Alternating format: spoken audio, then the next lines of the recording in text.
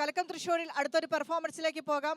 ആ പെർഫോമൻസുമായി നമ്മൾക്ക് എത്തിയിട്ടുള്ളത് ദേവദത്താണ്. ദേവദത്തിന്റെ ഐറ്റം പാഠകമാണ് അല്ലേ?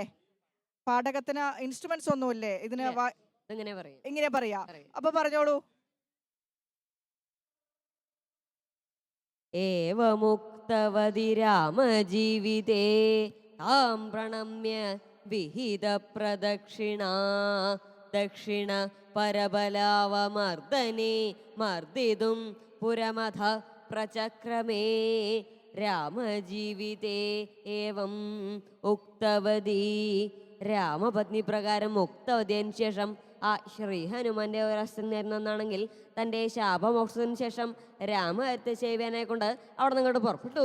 സകല വാനരവീരന്മാരോടും പറഞ്ഞ് ലങ്കയെ ലക്ഷ്യമാക്കിക്കൊണ്ട് കൊടുത്തു ഒരു ചാട്ടം.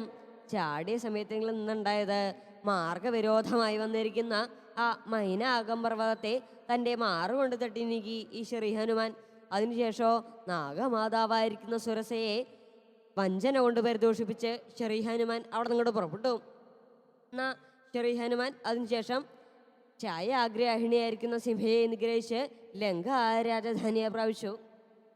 അപ്പൊ അങ്ങനെ അങ്ങനെ അങ്ങനെ രാമായണം മൊത്തം പറഞ്ഞു പോകും ഈ പാഠകത്തിലൂടെ അല്ലേ? 15 മിനിറ്റ്. എങ്ങനെയായിരുന്നു ഇതിന്റെ പരിശീലനങ്ങളൊക്കെ? പരിശീലനം കലോത്സവത്തിനുള്ള ഒരു ഐറ്റം ആയിട്ട് പഠിച്ചെടുത്തതായിരിക്കും പാഠകം അല്ലേ? എങ്ങനെയാ അതിലേക്ക് വന്നത്? ഇൻട്രസ്റ്റ് ഒക്കെ ആയി വന്നത്? ടീച്ചേഴ്സ് സെലക്ട് ചെയ്ത് തന്നതാണോ? ഏതാ സ്കൂൾ എന്ന് പറഞ്ഞത്? BSS ഗുരുകുലം ആലത്തൂർ. BSS ഗുരുകുലമാണ് ഇപ്പോൾ സ്കൂളിന്റെ ചാമ്പ്യൻ, ഓവറോൾ ചാമ്പ്യൻ കിരീടത്തിലേക്ക് കടന്ന് കയറിക്കൊണ്ടിരിക്കുന്നത്.